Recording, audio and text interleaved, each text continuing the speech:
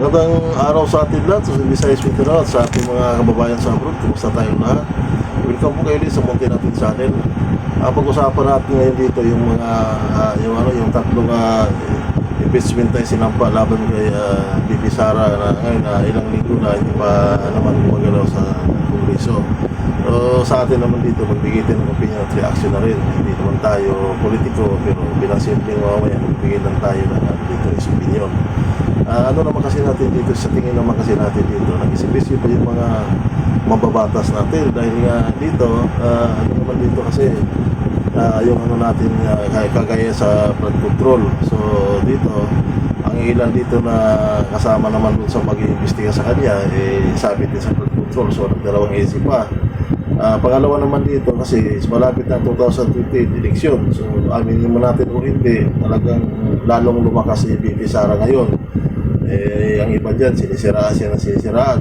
Nagtataka sila naman kung bakit palakas ang palakas.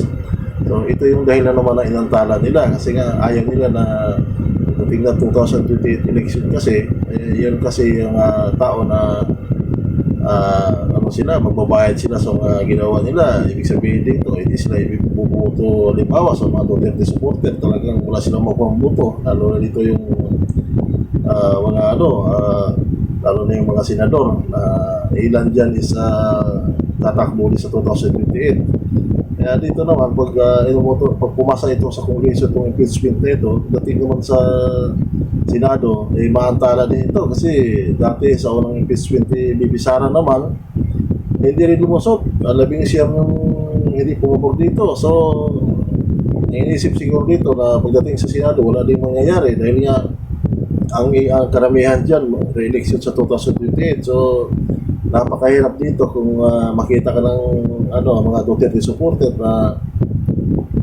sumasangayon ka sa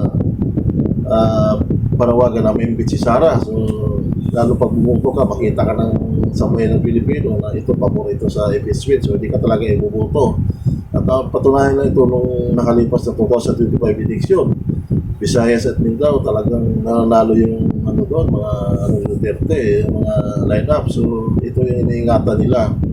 Kasi dito, amin naman natin hindi. Sa ngayon kasi napakalakas ni Bibi Sara, wala pang mga katalo dito. Masakit man namin, pero yun ang tuturo talaga. Dito, kung tutusin nga dito, walang makinarya si Bibi Sara dito. Kaso nga dito yung mga supporter ang nagtutulong-tulong talaga para sa naparaan na may panalo ito sa 2028 election. Ang magiging gawin lang siguro ni Bibi Sara kung siya talagang mapili, siguro mag-iingat na rin siya. Maaari dito yung magiging BP niya, pipiliin din ng maayos kasi baka naman pag nakaupo siya, ipis naman siya. So may ingat na ito dapat dahil sa nangyari nung nakalipas na eleksyon, nagkatraidoran. So dito magiging maposisi na sana siya sa ganung paraan naman na hindi na maulit yung mga pangyayari. Dati naman dito is naman tayo, sino yung mga po dyan, basta magservisyo ng tapat sa bayan. Nakakatulong naman sa ating mahihirap. Wala tayong wala tayong pinipili kung sino mga po, basta yung karapat dapat naman. Sa atin naman is opinion at reaction bilang simpleng mamamayan. Maraming salamat, mabuhay po tayong God bless.